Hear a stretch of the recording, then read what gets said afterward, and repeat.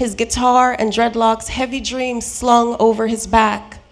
When he was gone, my pregnant mother spent her few free hours while my baby brother slept, scouring the beach for empty conch shells or chopping mounds of almonds to make a sugary confection called almond drops, which she sold to tourists, supplementing my family's income.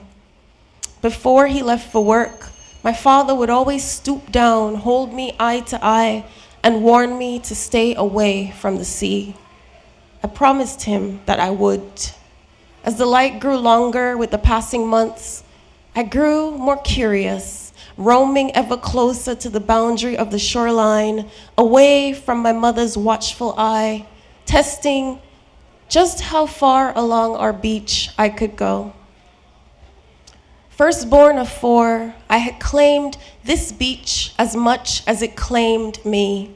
As a toddler, I would wade into the shallows to wash my chimney with my mother, while the steady clamor of Concorde jets shrieked across the sky, their white contrails crisscrossing our blue. Each one an iron bird, a bird of Babylon.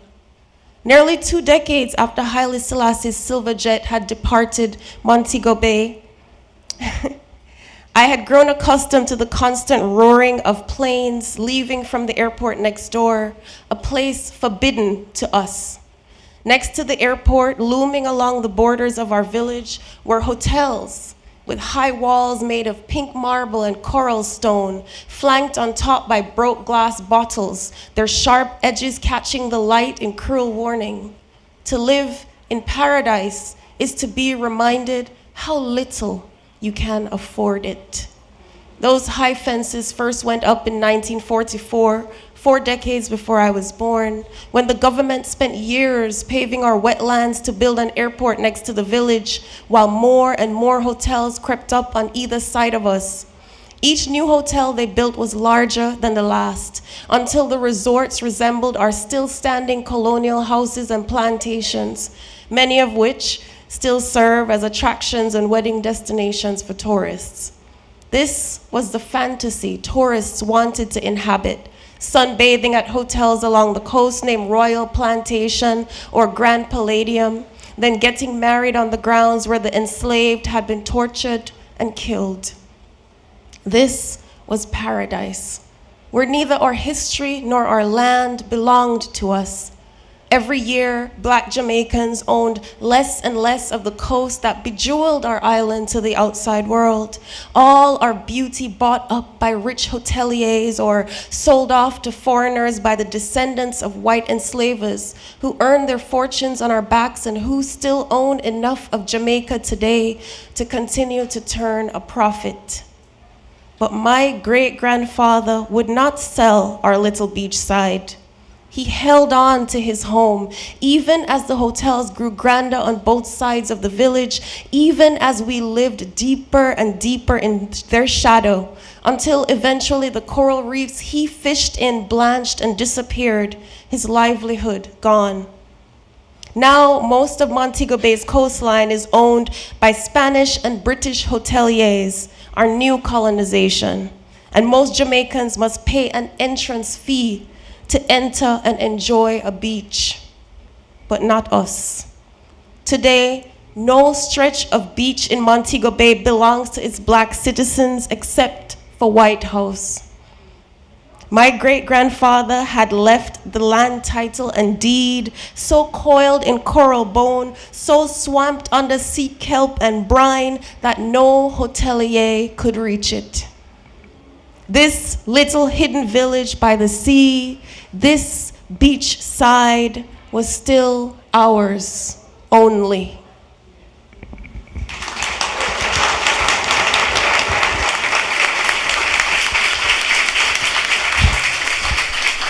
Yeah, I almost feel like I'm interrupting the reading by asking questions, but maybe you guys should look into the audiobook versions as well. So we'll start with Marchelle.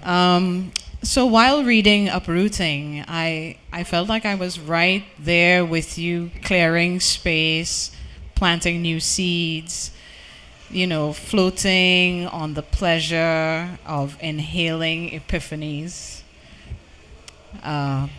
blooming, all while unpacking complex feelings about your relationship with home. I don't know how often you get back, but with your debut memoir, how does it feel? It feels amazing and wildly surreal, to be entirely honest. I've been lucky enough to get back home about once a year since I left, but I left to go to university and study medicine. And when I was very young, when I was 16, I wanted to choose a combination of subjects for A-levels that were a bit of a mad mashup of the arts and the sciences. I wanted to do literature and French, as well as biology and chemistry. And I was very bright, and I was seen by my school as being in the running for a scholarship, and that kind of combination wouldn't fly. So I was encouraged and directed to stick within one lane, sciences, science and maths. And I was a compliant child, so I did that. And I did them well, and off I went, study medicine. And, it was wise advice. I mean, my parents kind of said, there's not a secure career in the arts. Like, what are you going to do if you do the arts? And, if you want a secure life, here are your choices: doctor, lawyer, engineer. And actually, I disappointed my father by choosing medicine. He wanted me to be an engineer. But I think I was still so interested in what made people tick, and what made us humans tick. And at first, I kind of went down the literal route, studying the body, the anatomy, physiology. But with every career choice that I made, I brought myself closer and closer to that 16-year-old who wanted to merge both. I found medicine tended to strip people back into separate organs. The liver in bed 9, the heart in ward 3. And so I chose psychiatry because I thought, well, here you need to know someone. But then psychiatry, deeply underfunded, that same tale kind of followed me. You need to get rid of your patients as quickly as possible, recovery model, fix them up, boot them out. There's nothing about having a long-term relationship with them. And so I made my way into psychotherapy, medical psychotherapy. And there it is all about relationship. And there it is all about understanding a person's whole story.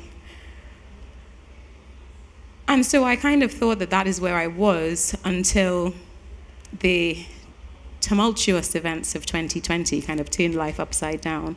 And we had turned our own life upside down just before. We had made the decision to relocate our family to the British countryside, a place I hadn't lived in before, a place I had never imagined that I would live in. But I had found myself increasingly yearning, since having my children, for a garden for them to grow up in. I remembered growing up in my grandmother's and my mother's garden, and I kind of had this increasing yearning since having them that was what they needed to kind of put down secure roots. And then I found myself in this garden and stranded in this garden. And the deal with settling in the UK was that I would be able to come back home, that we would be able to keep coming home. I would bring my kids, we would come to carnival, we would come for school summer holidays, we would stay connected. And all of a sudden, that was completely pulled out from under my feet just a couple of months after we had landed in our new house. And with no real sense of when I might be able to find my way back. Things felt, it's hard to remember now, but things felt so scary and uncertain at that point. The world felt so mad. And so I did all that I could do, and I turned to the garden, this garden that I had been seeking, and found myself developing a relationship with it that felt very much like the therapeutic relationships that I was used to working with. And became really curious about how on earth a place, how could some plants have that kind of effect? How could the relationship that you form with that be quite so profound? And I became curious about that and began to examine that and started writing about it. And very organically, a book deal followed and the prize, and here I am now, back home in a completely different guise to one that I would have imagined, but also in a way coming full circle to where my 16-year-old self would have very much wanted to be.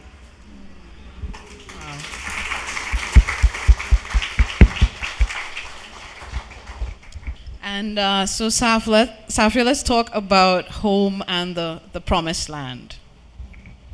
Okay. I guess when you grow up on an island, the horizon does draw your eyes. And for a while there, Babylon and the promised land was the same place. The promised land meaning what Rastafari. they call Zion. Yeah. I don't think they would agree that it's the same. Yeah. No. I mean, for the Rastafari, Babylon represents everything, as many of you already know this, represents everything that's kind of anchored to Western ideology and everything born of colonialism, imperialism, slavery. Everything that they saw as detrimental to the Rasta family or to the Rasta man, they call Babylon. But really, the one thread of hope running throughout all the different Rastafari sects and tenets was this idea of Zion, this idea of repatriating to Africa, which they saw as the motherland, as the promised land. And so growing up for me, those two things were very much separate. I just mean in terms of you achieving the dreams that you had for yourself, leaving Jamaica in order to do that. That kind of dichotomy between what the US would have represented in the minds of Rastafari as being part of Babylon, but then it also being the place where you were able to achieve your dreams. Sure, but I never saw it as no promised land. For me, I always knew it was Babylon. By the first time I reached and people started asking me crazy questions, I was like, where am I? This is Babylon. Yeah. So this is what I mean. So what was that like then, you being there and, that? It was an interesting education, I would say.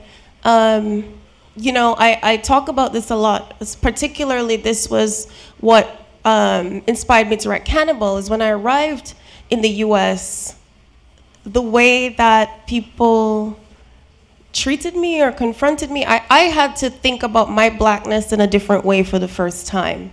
That I didn't have to think about growing up in Jamaica, and growing up in a Rasta household where, it was very much about black pride. And so when I got to the US, a lot of people, I think, expected me as a black woman to bow and bend. And I was like, that's not gonna happen. I'm walking tall. And I think a lot of people were surprised, like, it was a culture shock for them to encounter me. They'd be like, who is this? And similarly, I would get asked all these questions about the stereotypes of the Caribbean and stereotypes of Jamaica. Are you related to Bob Marley? Do you sleep in the trees? And, just ridiculous questions. And I thought, these people are uneducated. And so I was like, I have to write about this. And that's where, I started writing Cannibal from, because I was in Charlottesville in Virginia, in this southern state where people were adamant they weren't in the South, even though they still worshiped Thomas Jefferson, and the college was built by the enslaved, and nobody would admit to that at the time that I was there. So yeah, it was very interesting, and it was also the first time that I felt that a lot of the things that my father had been telling me about Babylon, about blackness, about this idea of the Western world and its evils, I saw it face to face for the first time. And I began to feel in that moment that a lot of the things he'd said were correct. And I felt grateful. I surprised myself. I felt grateful for that education. And as I say in the book, what the education I learned growing up in the Rasta household was that I would always walk tall in Babylon, as Babylon would never frighten a daughter like me. Yes. And I'm just going to stay with you for this next one. I had to pause so many times while reading your book because it's really so beautifully written. And while reading, I also considered your father and thought of the island, Jamaica, also thought of Trinidad, these islands, and the island systems we've inherited. You know, the ways of doing that shape us and that can sometimes be really suffocating. That friction between the old world and the new, and we see it playing out in the world news today.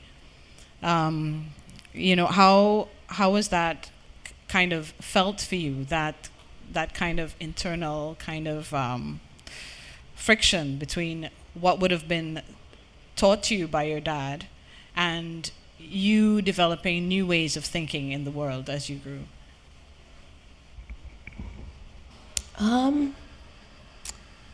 You know, unlike Marchelle, I was not a pliant child. So I always questioned. I always, I was always skeptical. I always kind of nurtured my own kind of thinking and questioning alongside what my father was saying. And I think this is also in part because my mother, really encouraged me and my siblings to expand our imaginations, expand our vision of the world through literature, through books. And so I never felt like I was anchored by his way of thinking. And that's where a lot of the tension in the book comes from, that I always sort of questioned. And naturally so. I mean, if you're telling me that because of my gender, because I'm a woman or I'm a girl, I'm somehow lesser than, why wouldn't I question that? Yeah.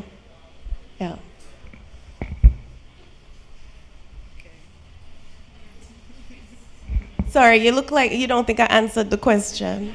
Oh no, you did, yeah. Blown away by your answer. Yeah. Wow. And Marcel, I was also really thrilled to discover the way that you weaved your thoughts about your Indigenous heritage throughout the narrative. We are part of nature, and what does that mean as it relates to the way we make our way on the planet? Yeah, that was such a surprising but meaningful thread of my life that kind of came to light in that year, actually. So my grandmother had extremely strong Carib features and always denied having any kind of Carib heritage. She was ashamed. At that point in time, it was something to be ashamed of. It was a shameful thing. And so she denied it, and she played up all kinds of other things. My grandfather was English and all this kind of other stuff. And I did have a very, this is Trinidad, we all come from all over the place to have landed here and to make us who we are. Most of us have so many different threads of heritage that have been woven together. And I knew that I had a very complex line of people who had come from all sorts of different places in all kinds of different ways to land here and make me who I was. But in a way that could also be very confusing and difficult. And growing up as a child, and I don't actually know if people say this quite so much anymore, but you would be in town and you'd hear some people having an argument, cussing each other out, and somebody would say to somebody else, "Go back where you come from." And I would hear that, and in my mind, my body would split into different pieces. And my head is off to China, and a limb is off to Africa, and something is off to Portugal and Scotland and England, and what exactly belongs here? And so I clung to this idea of my Indigenous great-great-grandmother. I didn't know who she was. My grandmother denied anything, but I still clung to that idea as the thing that would root me. And I was like, I'm Trini to the bone. I belong here. And then I repeated the patterns of so many of us in the diaspora, and I left. And it was in that year, that first year of living in this garden, actually, in one of these many serendipitous synchronicities that seemed to come together during the course of that year, that one of my mother's cousins started doing some research into our family tree.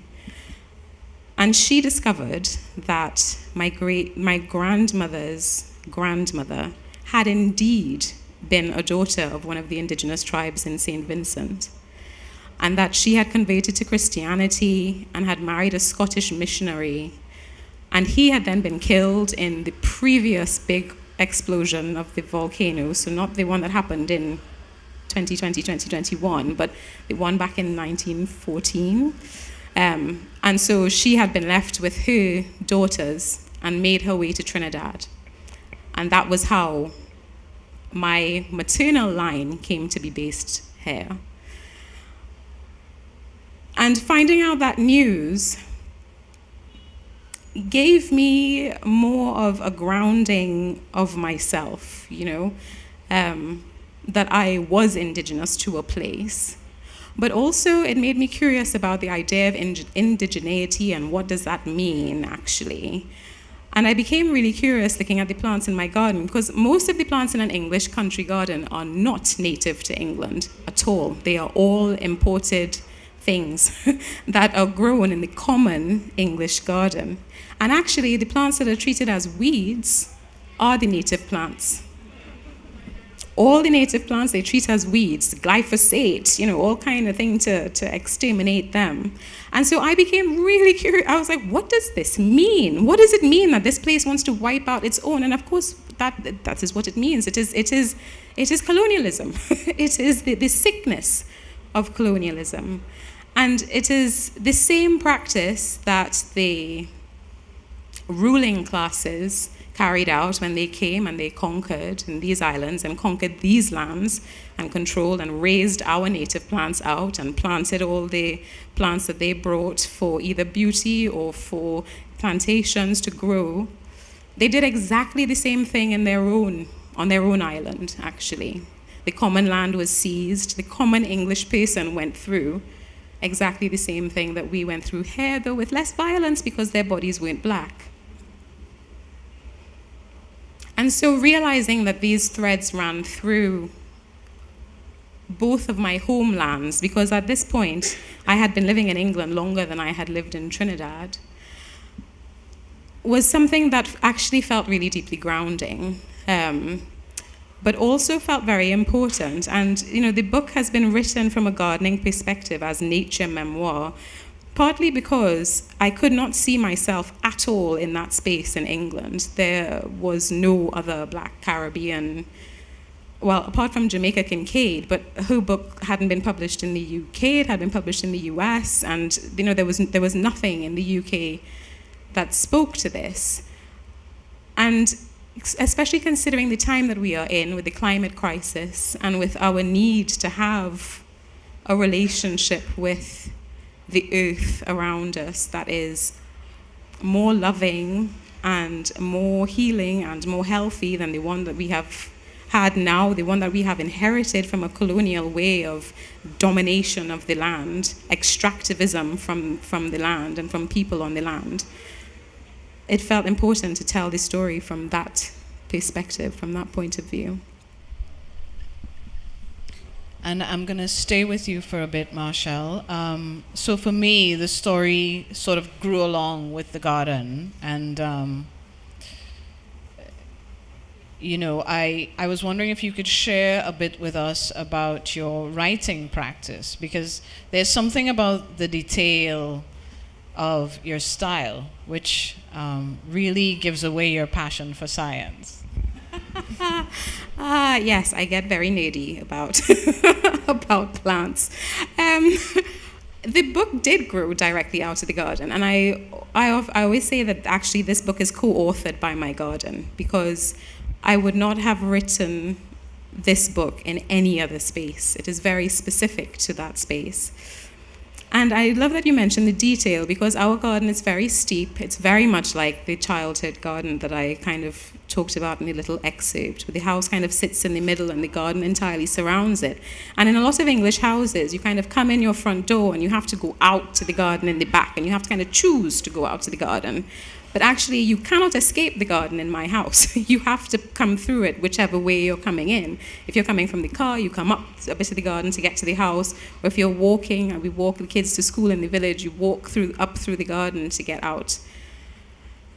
And because it's steeply terraced as well, you are often seeing plants at eye level as you climb and descend the steps. So rather than kind of standing and looking out, master of all I survey, at the kind of flat garden landscape that you kind of tend to imagine when you imagine a garden, the plants are right up there with you, and they're at eye level.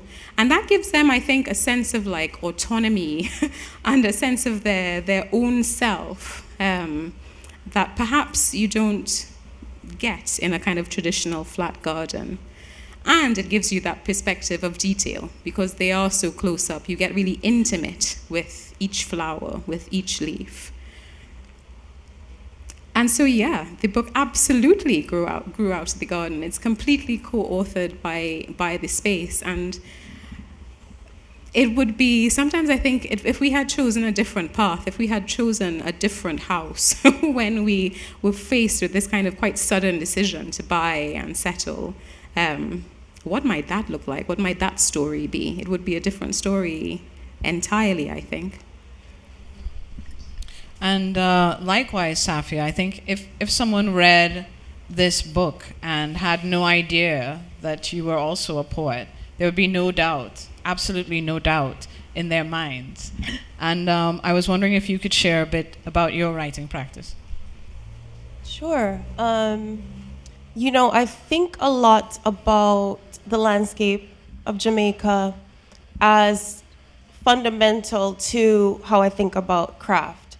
So for me, I always think about Kamal Brathwaite's quote, "The hurricane doesn't roar in pentameters." And so that informs how I think about language when I put it on the page. If I'm writing about Homer, I'm writing anything, I feel like the language we're using, even though it is English, that's given to us by the colonizers and the enslavers, I want the language to be a mirror to the fertile landscape of Jamaica, right? And I always say, in the tropics, nothing grows politely, right? Like in Jamaica, like kind of how you're saying that your garden is not a separate part of the house. It's inside, you have to walk through it. In Jamaica, everything grows inside the house. The vines in the house, the lizards in the house. There's a very, very small line between the outside and the inside, and we're all kind of bursting, blooming in this very, fervid kind of way. And that's how I want the sentences to read. That's how I want the lines to read. I want, when you open the page, you feel the humid kiss of the Jamaican air. I want you to feel the sea breeze on your face. I want you to feel like the sentences are sort of coiling and twisting like vines, as the landscape of Jamaica does. And so that for me is very deliberate. And I don't think I could write any other way, even if I tried. Yeah, so I'm glad the poet jumps out, because that, she is me, I am her, always. Thanks so much. So I know we didn't get this packed house, and I'm looking at all these eager faces for nothing. They are dying to ask questions. So I'm going to turn over now to the audience for these questions. I know you guys are very excited to ask.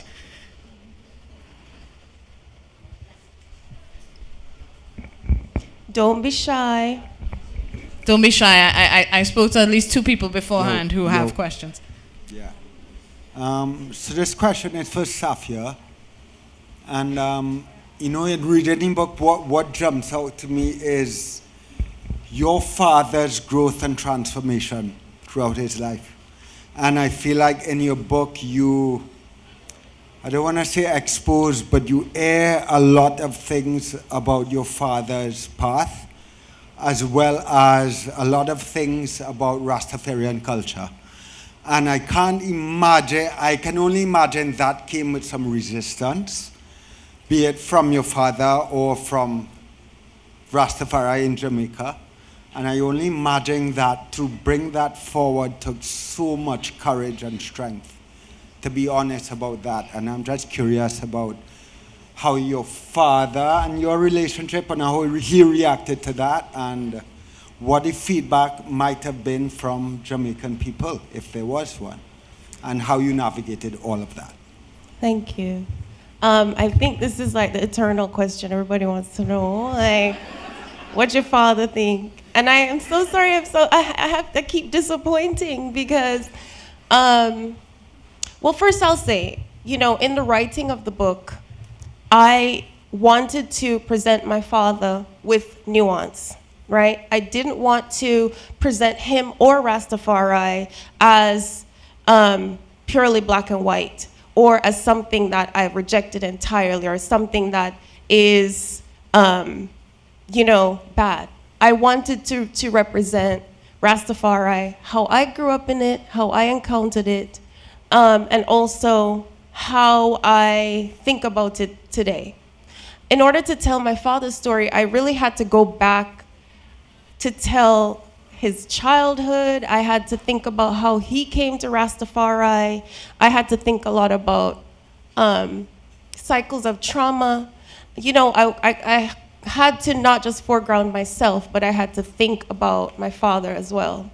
And this was important to me in the writing of the book, to give him grace, which is why it took me so long to write it, 10 years, to get to the point where I felt I could write the book this way, and not from anger or pain, but from a place of safety, and a place where I could give him that grace. You know, I gave him the book to read. He asked for the book last summer. He has never asked to read anything that I've written. This is the first time. But I'd had an excerpt come out in the New Yorker, and he'd read it because the fact checker at the New Yorker called him and asked him everything in life, right, to fact check everything. And so I know he read that, and he was quite proud because apparently there's a WhatsApp group chat of Rasta brethren in Montego Bay. And they were passing around the excerpt, and he was proud. Well, Rasta don't feel proud, but he's saying, you know, that I feel irie, you know. And so after that, he asked to read the book. And I said, okay, yes, Dad, you know, I think you should read the book before everybody else reads the book. And like the first few days he's reading the book, my phone is blowing up. He's calling me. I'm answering like, yeah, hi, Dad, what is it? He's like, but right here, so you say I was born in the countryside, but I was born in Victoria Jubilee Hospital at 10 p.m. Blah, blah, blah. I was like, okay, it's not, we can't do this. Like, please just read the book to the end. Can you just promise me to read the book to the end? And then we can talk about it. And we haven't talked about it since.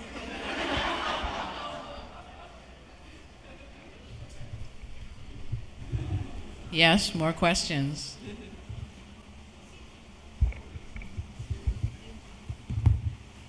Hi, thank you all for these incredible works. I wanted to ask to Marchelle's point about gardening.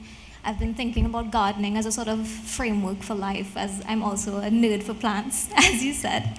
And when I think about gardening as a lens, you think about this colonial history, as you said, you know, of using the Caribbean as a playground, as this possession of the empire, to put together all these things that they think are beautiful, and to make this space. And what that has done is given us this fragmentary identity. We are from so many places, even if you're not, you know, multiracial in that sense, we are still all of us as a people.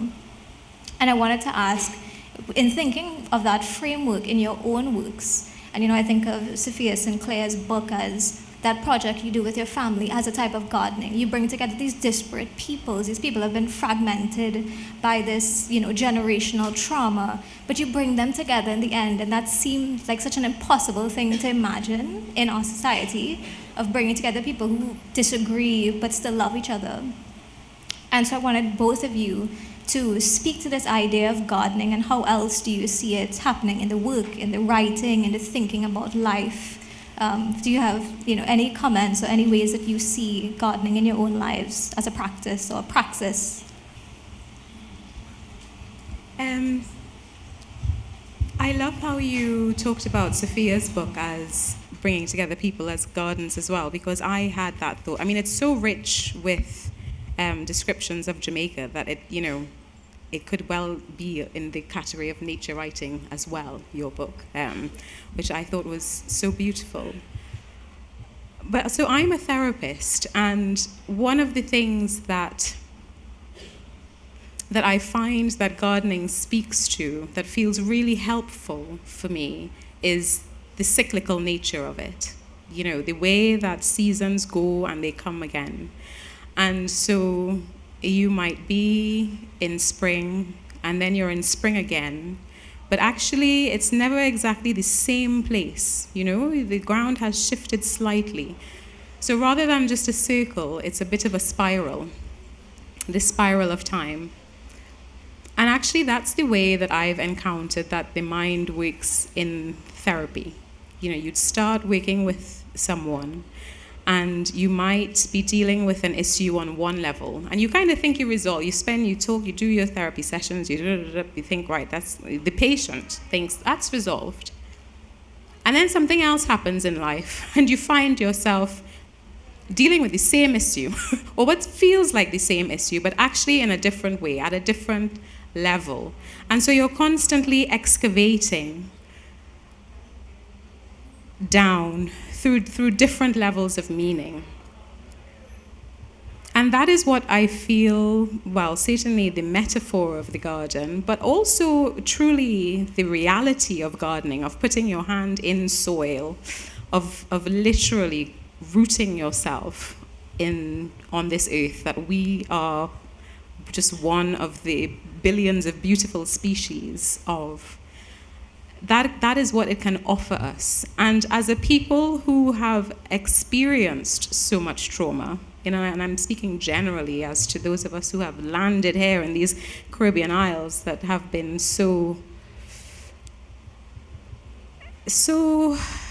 they are so beautiful, and we are so in so much pain as well. And how do we come to healing? Because things keep erupting again and again. We find ourselves trapped in the same cycles over and over again. And how do we actually resolve it? And I would argue that we should all find some land to put our hands into. And I think we are luckier here than in England. Here I think we have much more access to the soil. So that's my thoughts on it. I'll just say really quickly, because I think we want to have some other questions. That was a really great question, and I love how you talk about me gardening as writing about my family. I feel like there's a poem there, so thank you. I will say that this idea of pushing your hands into the soil was one that my mother taught me and my siblings when we were growing up. She had us tend our own little garden when we were young, and this act of pushing our hands into the soil and planting, we would pick out the seeds of the flowers we wanted.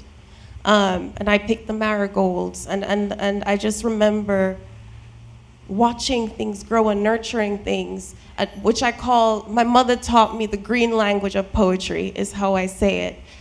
The poet in me was born from that act of gardening, of feeling anchored to the soil and to the earth.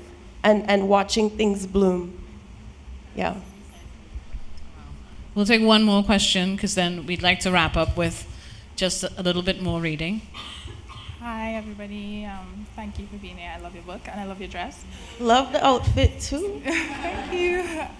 So I just have a question about the process that you took to write the book. Was really long. It was strenuous. It was very personal and very intimate. and especially how you spoke to how you had to give your dad grace. Sorry, I talk really soft. You had to give your dad grace as well, so it took a long time. So how did you grow personally while writing the book? How did you grow personally while writing the book, and how did your writing grow as well during the process? Thank you. Love to talk about how I grew.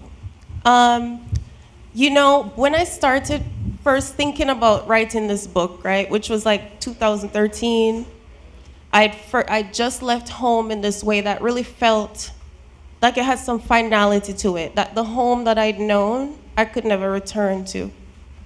And that's when I first started thinking about writing the book. But I would never have called myself a forgiving person. I don't think I am.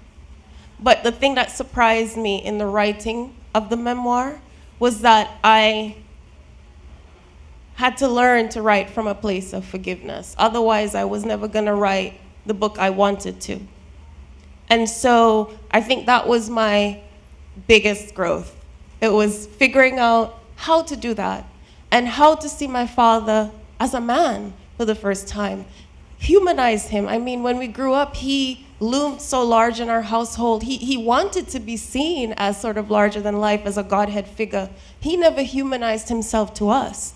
And so in writing the book, I had to really humanize him and see the man he was for, his flaws and for his gifts, and write that way, and find that space of forgiveness to be able to write the book with the nuance I was talking about. Similarly with my mother, when I was younger, I really thought that she was weak. And I grew up in a household where we had all these binaries that you were either a lion heart or you're a weak heart. I grew up thinking about power structures in the ways that my father had taught me. And I thought because my mother was, she was gentler in her ways than him and me, that I thought for a long time that she was weak. But in the writing of the book, I began to see all the different moments in my life where my mother literally shaped and changed the moments of my life. And I began to see how she had always been strong. And that strength looks different. And so, those were some of the ways that I had to grow personally to be able to write the book and to think about my parents. And as a poet, I had to grow in writing the book because this is my first time writing a long, sustained book of prose. And usually with my poems, I write a poem, I turn in the poem, the publisher, the editor says, wow, thank you for this poem. And turns out you can't write a 352-page book this way. You have to actually have an outline, you have to have a narrative, you have to do a bunch of revisions. And so it was an act of fruitful humility, of learning to be edited and revised, to write collaboratively, listen to your editor. And so that was growth.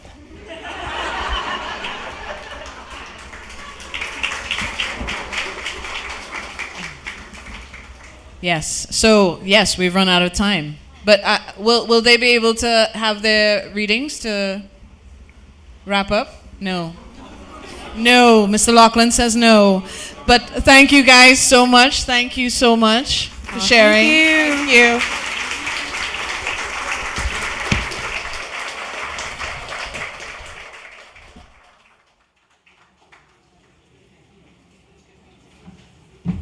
I'm sorry to be the annoying timekeeper. I know you all wanted to hear a few more words from these two writers. The good news is, if you have their books, and I think many of you do, and you'd like to get the book